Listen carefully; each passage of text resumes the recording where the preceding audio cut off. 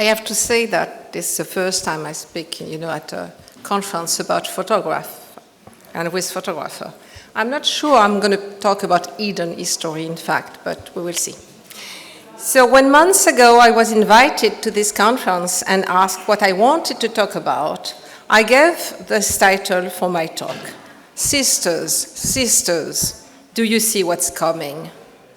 I borrowed the sentence from the Peru tale Bluebird.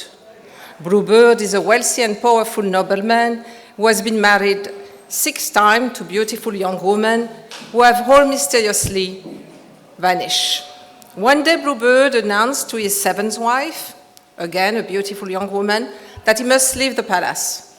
He gave her all the palace keys, warning her that she will face terrible punishment if she opened one of the rooms.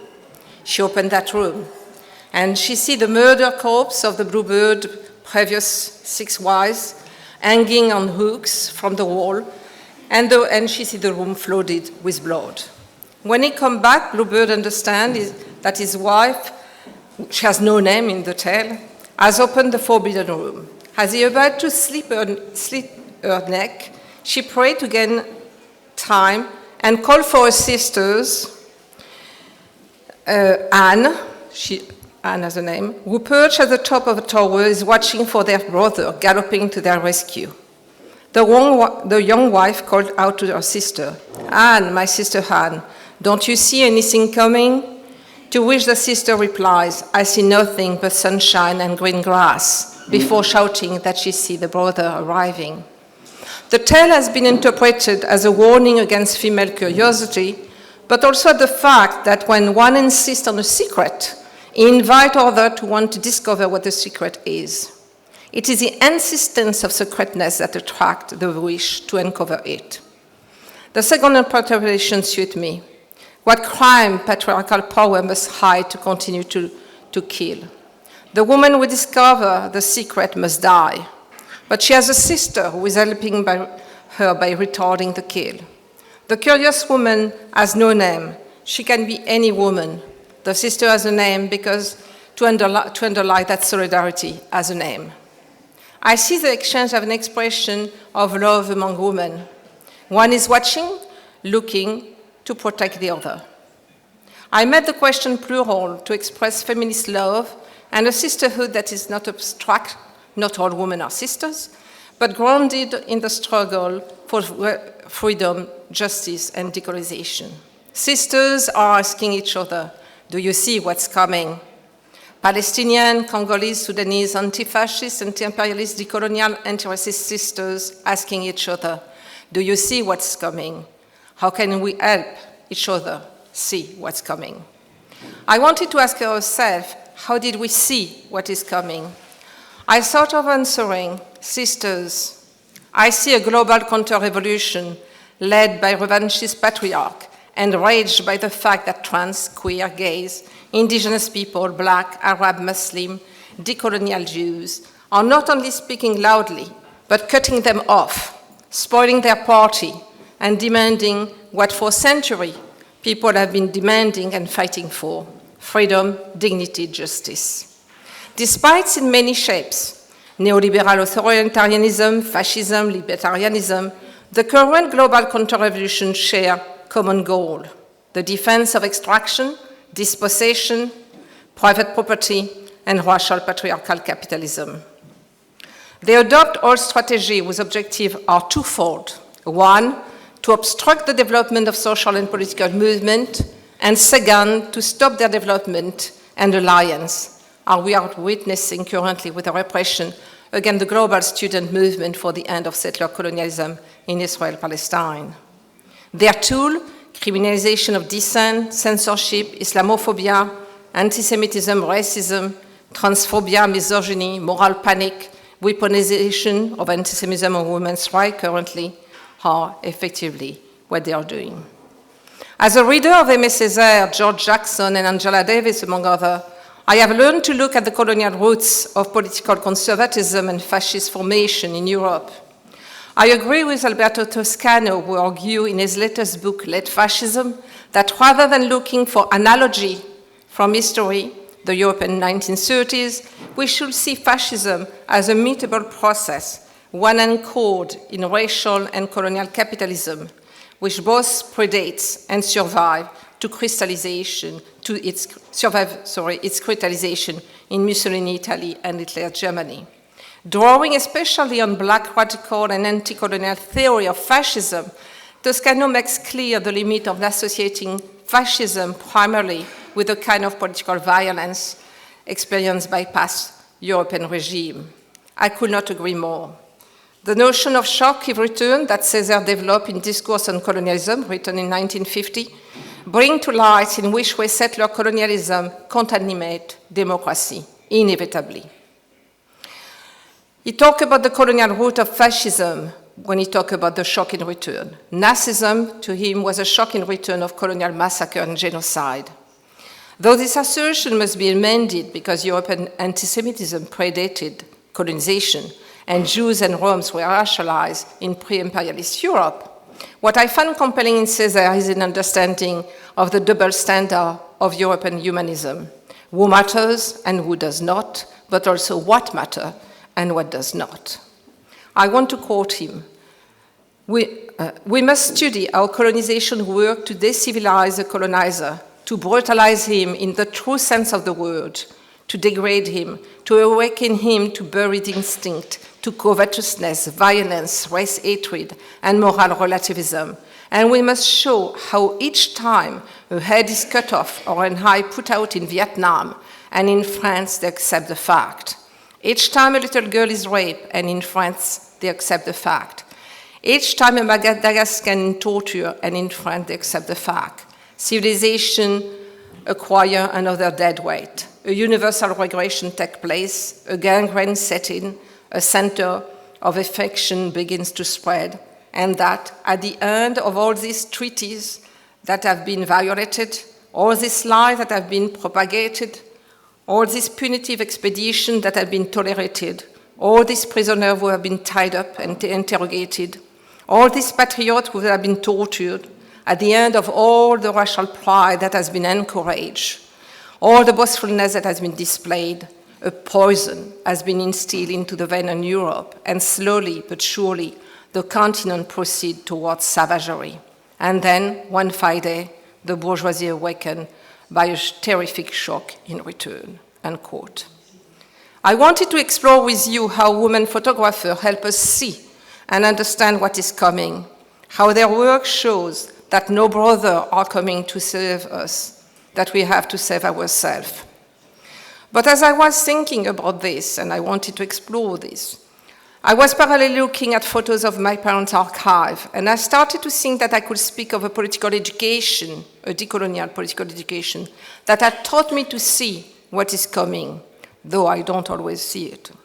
By a political education that was mediated through affective ties, I mean an ability to listen carefully, to think critically, to evaluate fact rigorously, to reason analytically, to imagine creatively, to articulate interesting questions, to explore alternative viewpoints, to maintain intellectual curiosity, and to speak in right persuasively.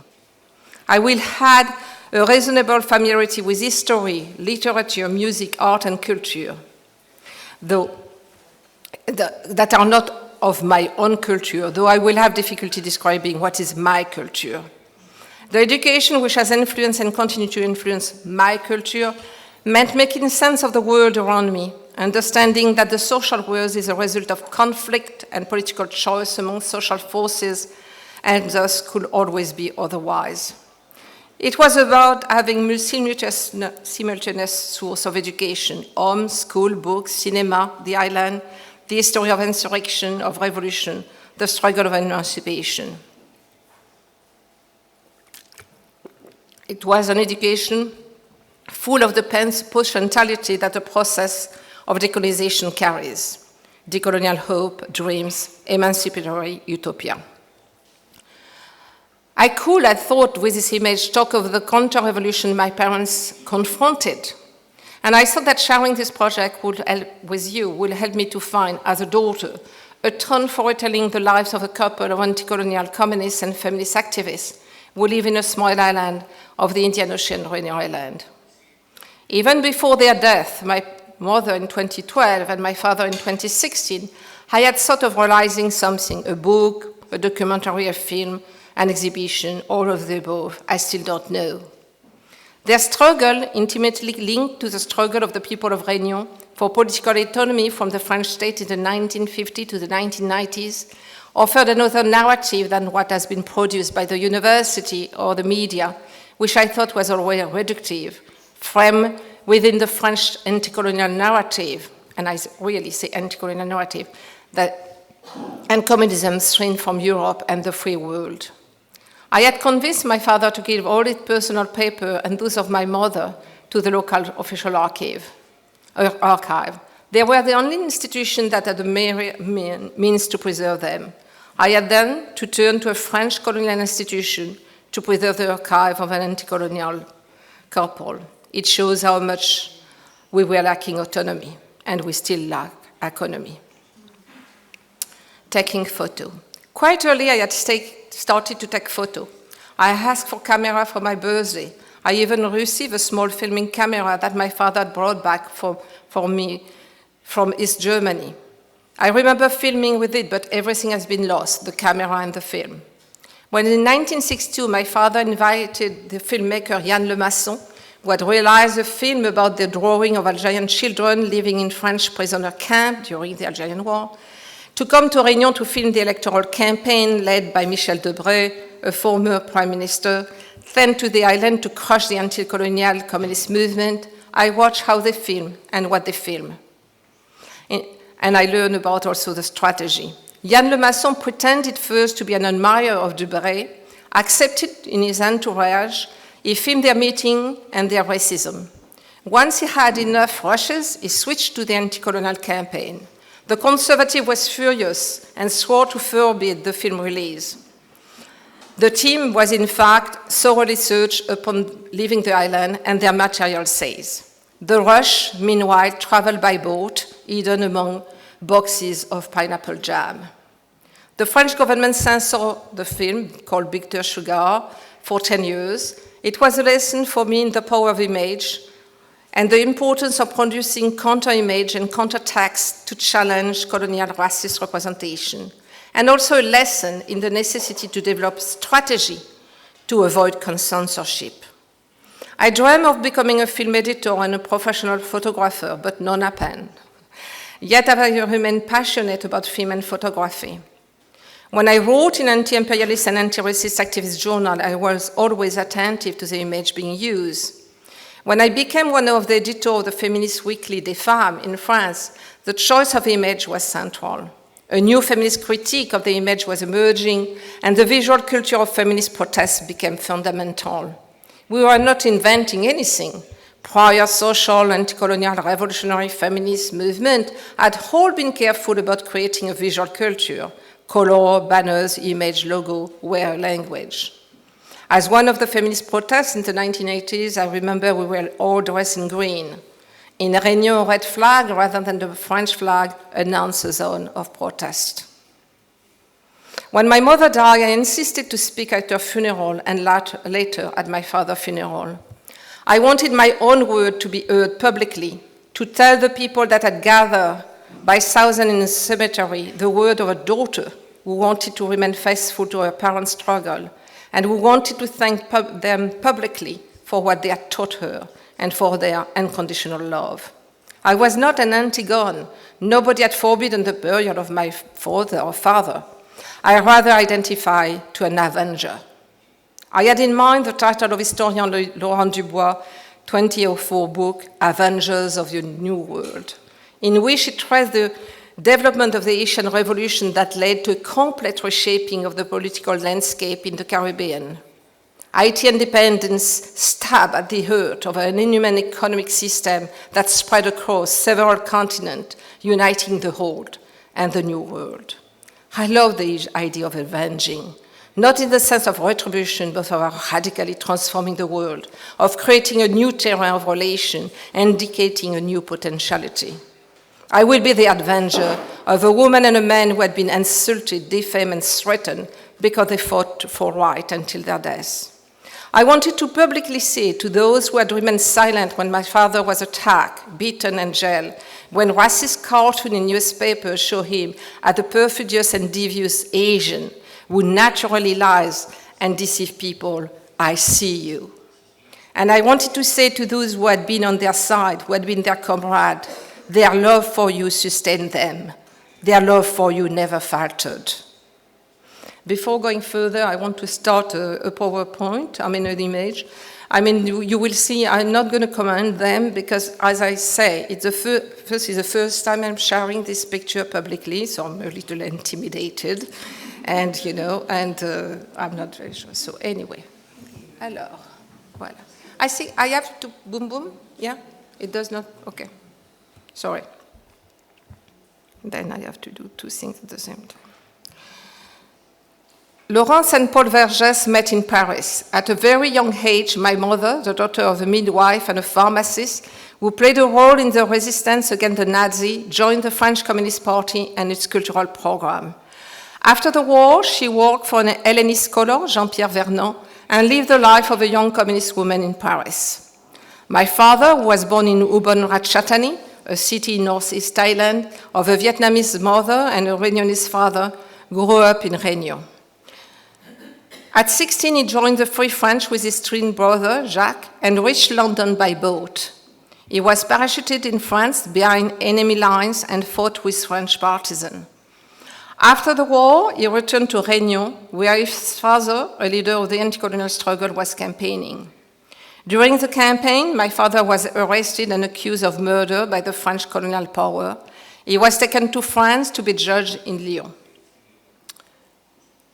French communists publicized in trial. The case was dismissed. He went to Paris then, where his brother was living, and they became the member of a generation of young men from French colonies, from Algeria, from Morocco, from Madagascar, from Vietnam, from Cameroon, from Tunisia, who wanted to bring the fight for freedom and independence in their own country. This when he met my mother. They decided to move to Réunion in 1953. From there on, the island was their home, their site of struggle, of work, of friendship, of comradeship.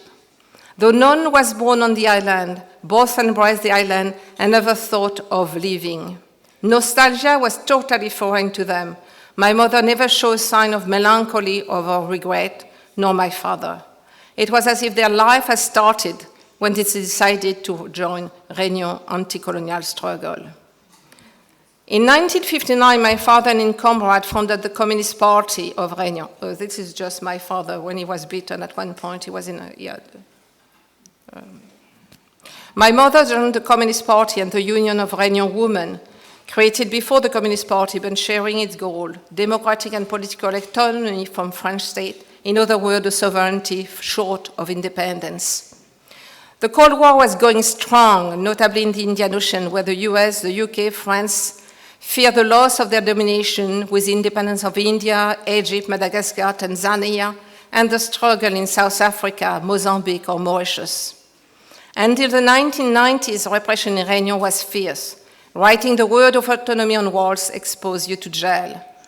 The communist newspaper regularly says electoral fraud was banal. The state-supported policy of forced abortion and sterilization and organized forced migration. My parents fought the counter-revolution that the Cold War and imperialist war had launched. They lived with the promise of decolonization and communism. Internationalism was central. Réunion Island, with its history, language, music, food, culture, struggle, constituted a fantastic terrain of political education. Then there has been no indigenous people when the French decided to own the land and make it a colony. Its past was encoded in all the territory from which the inhabitants had been captured to be enslaved and for which they were migrated.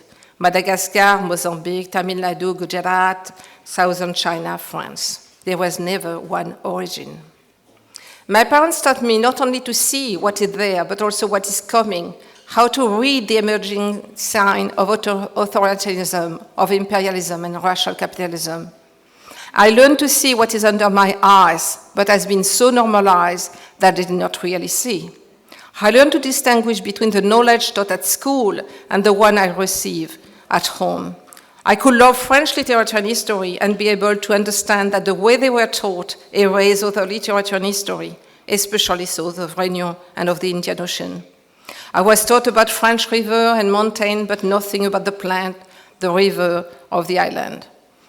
Creole language was forbidden at school, for racism was structural. This was and is still normalized. Yet I cannot narrate my childhood and adolescence as one of confusion or searching for my roots or needing to overcome lies and silence. There was no silence at home, but there was also no celebration of origin or family history. My paternal grandfather had been anti-colonial, my paternal grandmother was a Vietnamese, my uncle was a lawyer for Algerian nationalists and so on, but all this was, there was no need to talk about it for long. My parents live in the present and the future. The past was not a country of interest for them. I adopted the role of, gathering the past. My parents explained everything to their children and gave them the tool to understand why there was censorship, repression, and erasure. We were allowed to read whatever we wanted. We were taken to different social and cultural environments, to the home of factory workers, peasants, civil servants, to Indian ritual, to mosques, to Afro-Malagasy ritual. They took us to the beach, to the mountain. They let me go to working-class dancing hall with my friend, to travel alone to Mauritius and Madagascar when I was 15, and walk with friend in the high mountain with maroon at carved territories of freedom. My education trained me to become the sister who see beyond sunshine and green grass and warn at danger. So I've not always been faithful to that role, and I often needed to be warned. What did I see? What did I witness that served as an education in seeing? I saw, though I fully understood it later, how consent is fabricated through the normalization of injustice and unfreedom, which teach also us not to be righteous. I also understood that if the state wants to crush an opponent, it will not hesitate to use all the tools at its disposal, censoring, jailing, intimidating. What did I make then of seeing the name Vergès that I carry associated with the word murderer on walls as I was going to school? But I understood it was not my name, nor the name of my parents, but a thing bearing that name, a sign of what to attack and suppress. I witnessed House Church at 6 a.m., surveillance systemic police violence. Témoignage, the newspaper from which my parents worked, which was founded by my paternal grandfather, was seized many times in the 1960s. In 1963, the tribunal decided to sentence my father to 3 months in prison to have denounced the October 17, 1961 massacre of Algerians by the French police in Paris. The ruling was upheld by the French Supreme Court. No press editor or journalist had ever been sentenced to prison for a press offense. Though in France, such a sentence would have immediately aroused solidarity against the attack on freedom of the press, in Réunion Island there was no solidarity from the profession, and all the force of repression were brought to bear against the director of Témoignage. In March 1964, my father decided to go underground just as he was about to be arrested.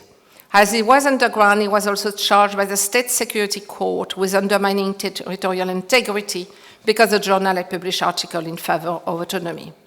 It was only 2 years later, in 1966, after a law had administered the press offense, that my father went to office of the Procureur of the Republic. In the meantime, police home search had become familiar as well as the content surveillance. When my father was underground, we were constantly followed by the police. My mother was harassed, and the police intimidated parents of my close friend, and I could no longer visit them. This 2 years was very formative. I learned to remain silent. I learned to keep secret in the French world about certain things. I'm saying all this, but it's still difficult for me to speak about communism in Europe because it's framed within the analysis of communist regime in the North and the East. Question immediately arise: did they condemn Stalin, gulags, abuse? The repression in 1956 Budapest.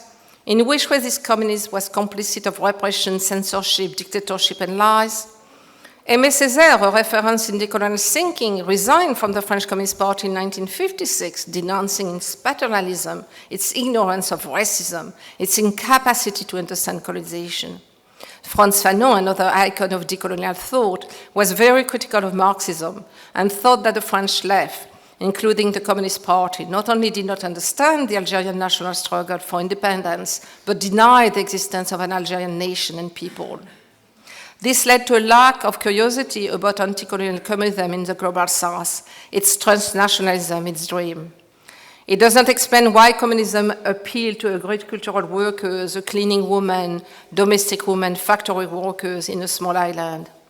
What communism represented to them, what word, what promise, what was, to be black, woman, domestic worker, and communist in these years. In my childhood and teenage year, communism for me meant going to meetings, participating in protests, staying late at night, listening to conversation before going to school in the morning, following my parents, reading the local communist newspaper, knowing the name of revolutionary communists, going to dance hall, to Afro-Malagasy ritual, to the movie, learning to cook, walking through the high mountain, dating. None of what surrounded me is natural, this was I learned, rather the consequence of political choice. I learned that living under racial patriarchal capitalism and imperialism is living in a state of permanent war. Peace is presented as something exceptional, a short interlude between two wars, the result of an agreement on a piece of paper on which men who never showed interest in peace affixed their signature. I learned that where I was living could be connected also to global event, that it was not exceptional, though it was singular. There were no time for indifference and neutrality. Rather than celebrating wars that fill my textbook, rather than admiring statue of soldier and Sir General, I was taught to learn from those who fought for justice. I was told the story of those who showed the path of freedom to an enslaved, who gave a glass of water to a migrant, who gave shelter to those escaping slavery, threat, violence, racism, sexism, dictatorship, who built sanctuaries and refuge for those who are escaping all this threat. We organized rescue to save people from drowning, from dying of cold, of heat, of hunger. Those who warn against the normalization of weaponry and brutality and march for peace. For centuries, communities have imagined a way of protecting those who are vulnerable and fragilized by racism and sexism, ways of protecting land, animal, plants, knowledge from avid and avaricious hand. In doing so, they left us a vast archive of poems, song, art, manifesto, practice, knowledge, and image. There are times their message needs to be invisible to those in power, but their richness and abundance remain impressive. Forging sign indicating root and freedom and shelter, keeping narrative of resistance in memory, weaving message in air and on land, building sanctuary, forging felched paper, learning to avoid the trap of surveillance, teaching how to be underground, to lie to power and to say truth to power, constructing school where they learn collectively, teaching the power of medical plan, the diversity of recipe. Réunion was that land, a land of solidarity and love, but what? To find it, it was hiding from the French society. I was told at school that I should not judge the colonial past because the opinion I'm criticizing today were largely shared at the time. Every story I was told has a dark and bright page. History is complex, which is a very banal thing today to say. These arguments are problematic because they transform what is hegemonic ideology into common sense and contemporary dissenting opinion into worthless babble. The quite banal content, dark and bright page of a moment, what is the point of claiming, a pure moment, mask a more interesting question. What make people adopt opinion and practice that defend dehumanization? What image and word are used to fabricate consent? How was racism made into science? I want to look at the processes that make consent possible, how it is manufactured, what is needed to naturalize and normalize inequality and justice, and the fabrication of the vulnerability that are leading million people to premature death. I want to understand what kind of hegemonic ideology are being diffused today to normalize all this. I want to engage into a pedagogy of liberation. How are we learning not to see what is under our eyes? Or how do we see it but not understand what it means? The interesting question here is why someone remains indifferent to invent unfolding around them. What has made them deaf and blind? Toppling statue, demanding that square, mountain, river, and city be renamed, questioning the celebration of personality associated with the defense and diffusion of racist ideas and practices. All of these gestures belong to the movement of unlearning to learn. It's a movement centered on justice and dignity.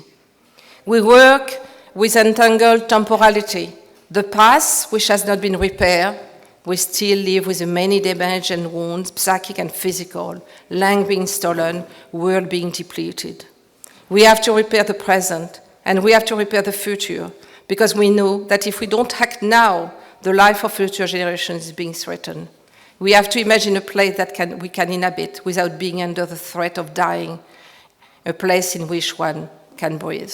Sisters, we see what is coming. We organize. We create refuge and sanctuary. Sisters, we love, and we continue to create. Thank you.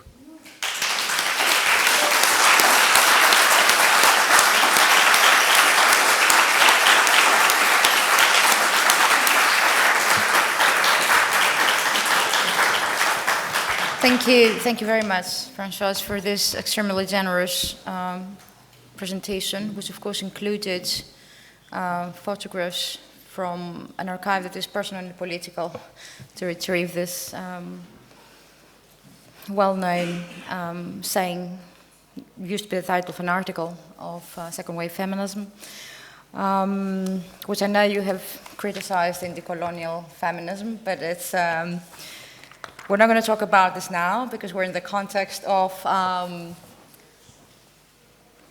a conference on women and photography, and of course what you opened up is a query, a kind of research program about how do we, when such photographs exist that narrate a family history and also the history of colonialism and the history of communism in the colonies. Greece, I should say, has a very different relationship to communism as what you would expect from the imperialist centers. Not that it doesn't participate in such adventures. So there is, would you call this a family archive? What is your approach to these photographs? I want to start with this question. Or do you consider it more of a historical archive, an archive that belongs to anti-colonial struggles in history? I consider it a historical archive. This is why, for instance, I wanted it to be given to the local archive and keep the access totally open. Okay. There is no restriction, not at all. I mean, I convinced my sister and my brother to have no restriction. Okay. Because I thought that, well, whatever people do with it, they will do with it. So the point is to do something with it. And do you feel that your own approach, because of course you're very differently kind of implicated, right, as a daughter in relation to this archive, do you feel that your own approach, I mean, when we talk about it, is different in the sense that there's been for quite some time now a kind of division in the theory of photography between affect and between thinking. Sorry. Oh, thank you.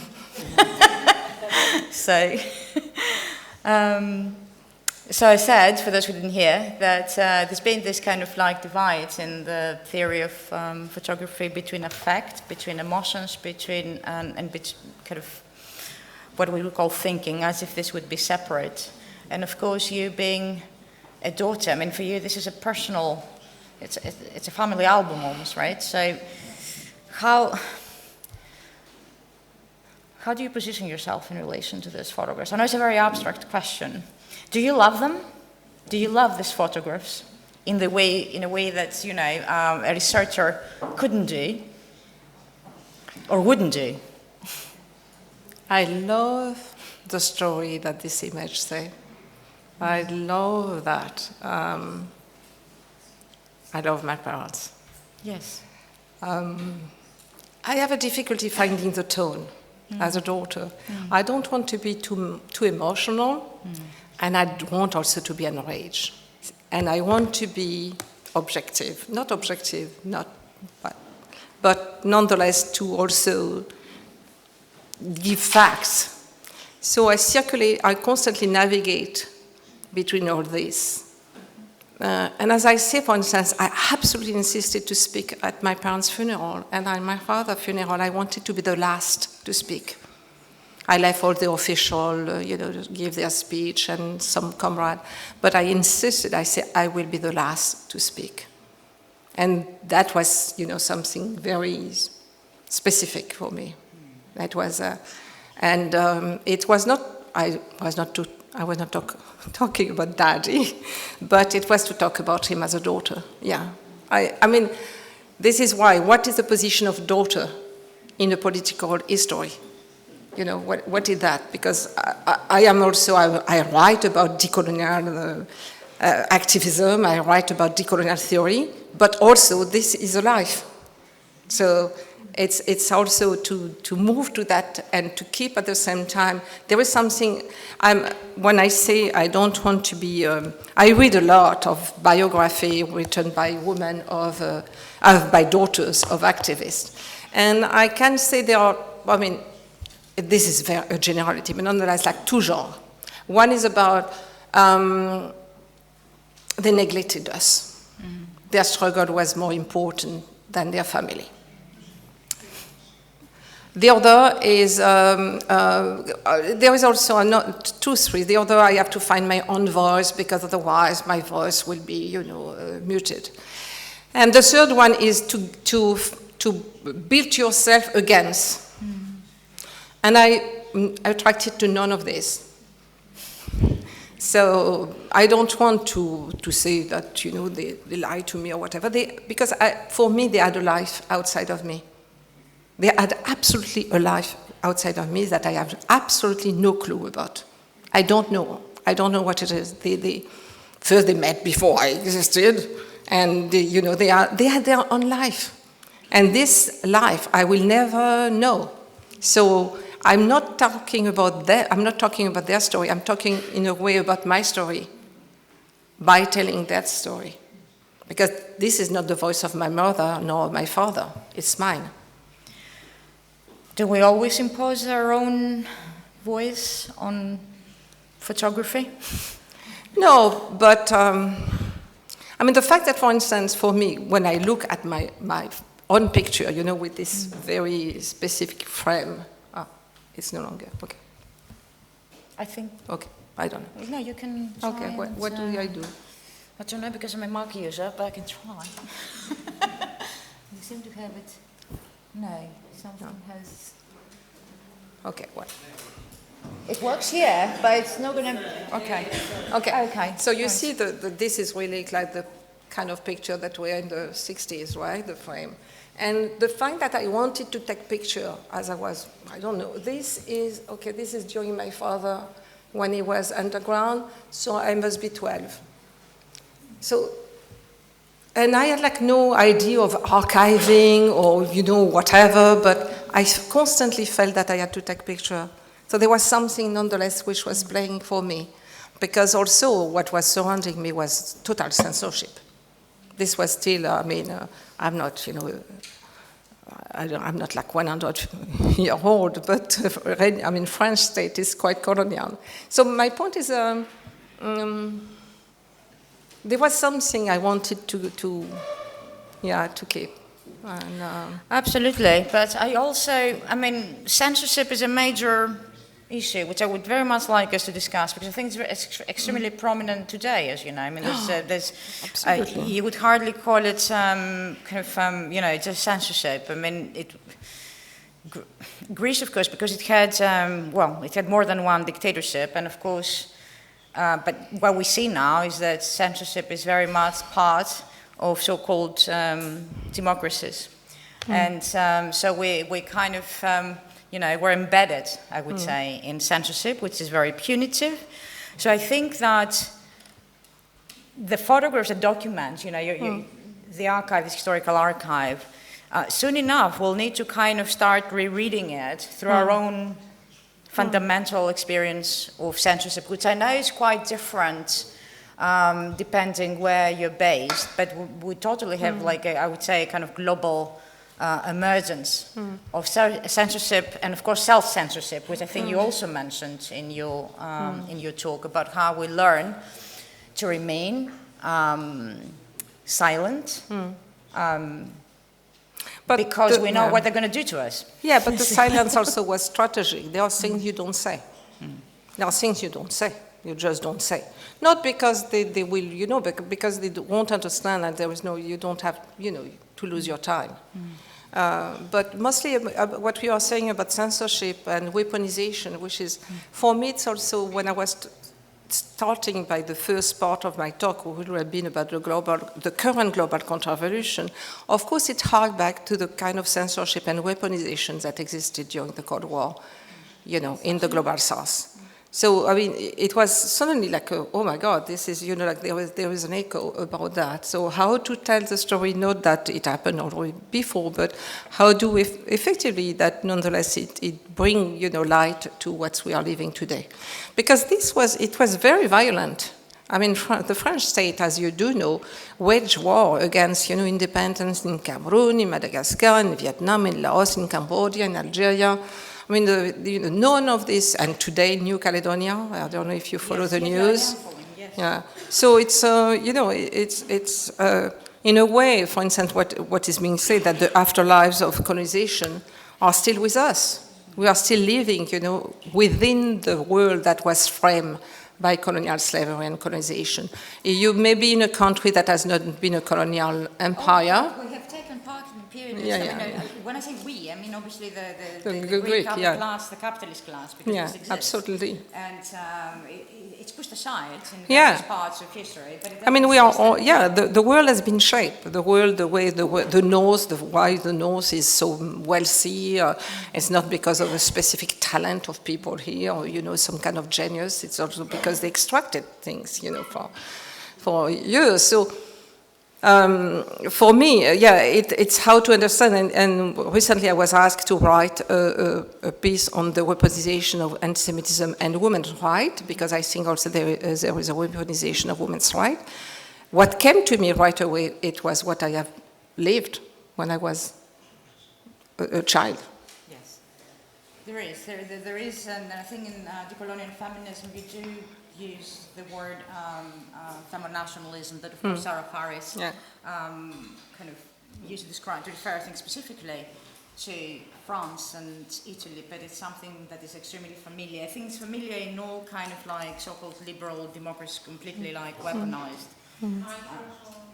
I'm sorry, it really does go off. I'm not touching it, right? You're all seeing that I'm not touching it, right? So... and it does go off, but I'm not subverting myself. So, okay, there's, unfortunately, we kind of like started late, so I'm very keen to open it to those of us who are here today, because I have numerous, obviously, questions, because numerous questions, absolutely. But I'll stop. I think I just, however, want to summarize it, ask you to answer in one sentence your own question as it appears in the title. Do you see what's coming? Me? Yes. Yeah, I do. Okay. What's coming? Is it here or is it coming? I mean, can we... When you say it's coming, it's not necessarily, from in 2 or 3 years. It's coming. It's coming. Yeah. the global counter-revolution is coming, because I think all the movement, indigenous people, you know, young people against climate disaster, gay, trans, you know, all peasant, I mean, all the kind of movement that we see all over the world have enraged the power. Really, really, they see the world shifting under their feet, and this makes them very panicky. They are panicking, and I think their brutality is really, you know, at the level of their panic. It's not. We have to see. And when I say that, I see the counter-revolution. It's both to stop what's happening and to stop what could happen, also, what it could become. It's now. And also to stop what could become in the future, what is in the making, you know, what is in the making. So it's two things happening, both to effectively stop what's happening now, but also preventing what it could become. Yeah, I think we could do have a figurative, like fascism, to say the least, which I'm kind of twisting using this word. Using this word in détournement sense. You'll see it's going to go away without me doing anything. Okay, fine. So I'm not going to expand on that because I totally share your view. I just want to highlight one thing, that when we talk about the formation of the colonial archives, also because you're in Greece, where we have already an extremely rich history of refugees who are treated appallingly, that I can't begin to articulate. And I just want to, you know, to state this, that there is awareness, but of course the institutional power and the power of arms, right, is always on the side of the capitalist state and its private security apparatus, which does enjoy consensus. The role of photography has played a role in questioning this public sphere. Anyway, we're not going to resolve all this. So I'll just take questions from the audience now to Françoise.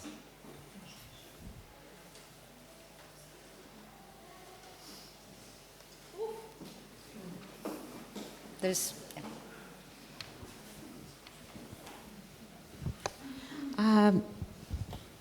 Is it on? Yeah. So, Françoise, thank you very much for your presentation. I appreciated the fact that it was a personal story. I loved all the discussion and the depth of it. Thank you. I wanted to ask you, what do you think is the role that this kind of photography can play for education, for sharing these ideas with young people, but with everyone as well, and somehow strengthening the momentum of, you know, thinking about all these things. Thank you.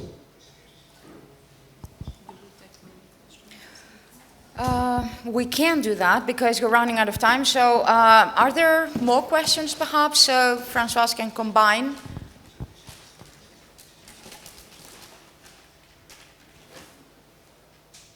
Yes? Yeah, it's you. Yeah, thank you. It's a very simple question. I just want to understand if these photographs have gone into the archive, and if are they gone into an archive, and if they have gone into an archive, were there any titles with them or any text written, or they just went on their own?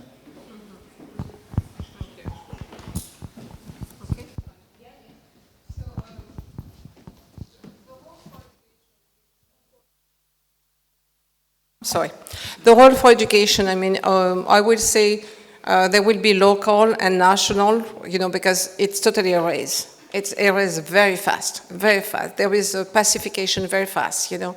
I mean, one of the things is, you know, what they did also in the United States, for instance, with Rosa Parks, or what they did with Nelson Mandela, suddenly, you know, like a very nice granddad, you know, like forgetting that he was, you know, in 27 years in jail. So the way in which activists are pacified when they are dead. I mean, some cannot, but some must, or they are forgotten. There is a way of burying them twice.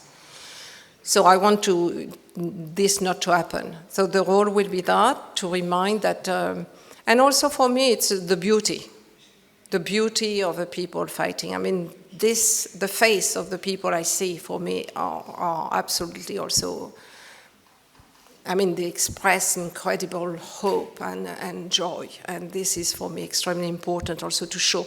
It's not just the political struggle, it's also the joy and the hope, which are, for me, important. And also the story of the Global South and of a South-South route of solidarity, and not just, South to North or North to South, but very much, South-South connection and alliance that did not go through Paris or London or New York, did not need, they went this way. And this is a story that starts to be written, but I think more and more is important. And there was a question on education as well. Yeah. And they are in an archive, the archive of Réunion, because I did not have the means, and I was afraid also that, for instance, someone in my family will just have no interest in them and they will end up in the garbage. And I did not feel I had the means to save them, to keep them, to preserve them. So I gave them, but there was a lot of notes. There are still things I have not given, I have kept, because I don't know how to give them, or that they cannot be given without something, without a text. For instance, when I was looking through I was, from 5 a.m. in the morning until 7 p.m., I was looking through all the boxes. I had the box, I was looking at them, and I was indexing everything and taking pictures with my iPad, so to be sure that I could tell them, they were 20 pictures from Mozambique, and why do we have just 12, something like that. But I remember, for instance, there was an envelope, and I opened an envelope, and so I emptied the envelope on the table, and I see little piece of paper, folded very, very small, in very, very light paper. And so I opened them, and they were the letter that my father sent to my mother when he was underground. So they are not the letter of my mother, because he had to, throw them. But this was so they could be, kept in a pocket and being given from hand to hand. And they were love letters. And they were talking about everything, their children, but also the struggle, and even books that they have been reading. But at one, I also saw what my mother has written, because there were moments certainly when she was a little discouraged, and he was telling her, "No, darling, don't be," and so on. And sorry, and this I have not given. There are things like that I have not given, because I cannot give them like that. So I'm waiting. And as I say, this is the first time I'm talking about that, because I want to do something. I don't know quoi. And I do think that to realize something, I need to work collectively, that I will not be able to do that alone. I need to be in a group of women. Sisters. Okay. I hope it is okay if we're taking now a few more minutes, because we were late. So to go until, sorry, I have British time here. It's so I was never changed it. Some 2 hours earlier. It's the, yeah. Okay. That's local time. I mind the minutes anyway. So six more minutes. Is it okay to take 6 more? Okay, great. So if you have more questions. Or in the meantime, I'm going to ask a question, which I don't know, feel free to not answer it. I was thinking that for me, as as a communist, as a feminist, this was an archive that would make me very proud. But I was thinking, what if what if my parents were fascists? What would I be doing with that archive? And I think it's a very complicated question, because there isn't always a kind of transfer and continuity. And I think that how we can possibly, I don't know, what are your thoughts about that? How do we deal with archives that are extremely oppressive. Well, I think some people have confronted that. Some children, you know, of fascist and Nazi, or you know, have confronted that. But I mean, I also think that we have to do what we have to do, and not necessarily think, you know, how. I mean, I don't want to carry the burden of fascist children or Nazi children. I think our burden is already quite big. But I will say that it's not that easy to talk about communism in France today. As I say, you know, anti-colonial communism has no place, none. It's right away. What did they do with Stalin? What do they do with Gulag? It's impossible to talk, as I say. Why, as I say, a cleaning woman, a domestic worker, a peasant? I mean, some of them who were illiterate, they learned to read by reading the newspaper. They came, they were beaten, they were harassed, they were, you know, and they nonetheless. So there was this, I'm interested in the idea that kept them fighting. What was communism as a hope? What was this hope? That, you know, they were able, you know, they were ready to sacrifice, but also ready to have a lot of joy. It was a lot. I mean, I had a fantastic childhood also.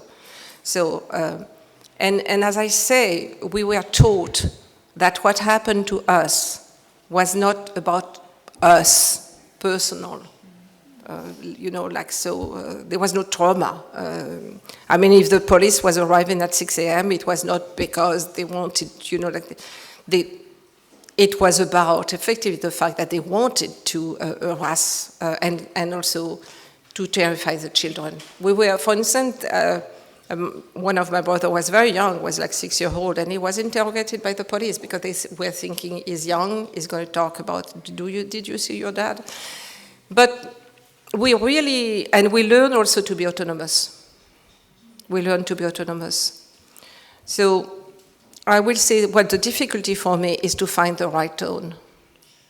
Absolutely, but that's going to be also your, I mean, there's always this kind of act of interpretation about... I was just saying, there is always this act of interpretation, and I mean, as regards, you know, what happened with communism in France, which is a very complicated thing, I'd say the best review of that, it's a declassified CIA document, which I actually have on this machine from 1985, and I can tell you they did a lot of work. Even the declassified version. They were very happy with the outcome, as they should be, absolutely. So,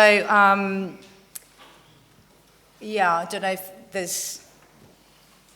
Thank you very much. Can you hear me?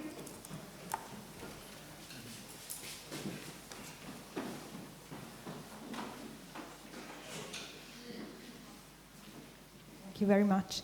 And sorry if you maybe mention it, but I didn't get it, and I found it very interesting, the fact that you say that the archive can be a place where to think collectively, to not just to keep the thing, but to work on it collectively. But I didn't understand if you mentioned to which archives you decide to give the photographs, and how you decide which archive to...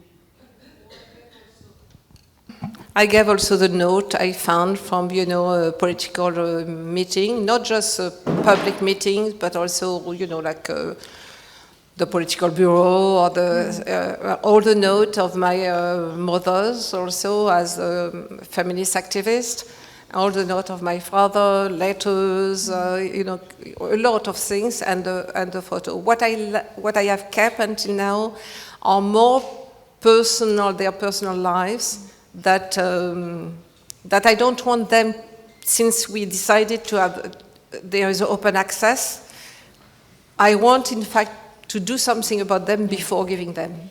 So then after people will do whatever, I mean, you know, I won't stop people to do whatever they are doing, but then at least there will be my voice. And I mean, really, this question of not a voice, my voice is important for me. As I say, you know, I absolutely insisted to speak at their funeral, and really, and as I say, I was not saying, I was not an Antigone. I mean, their burial was not forbidden. I was the Avenger. Okay, I want to ask if there are more questions. because we are concluding the half hour that we were given. Okay, so I just want to thank the conference organizers, everyone who has been here, Françoise Vergès. So thank you very much for sharing this with us.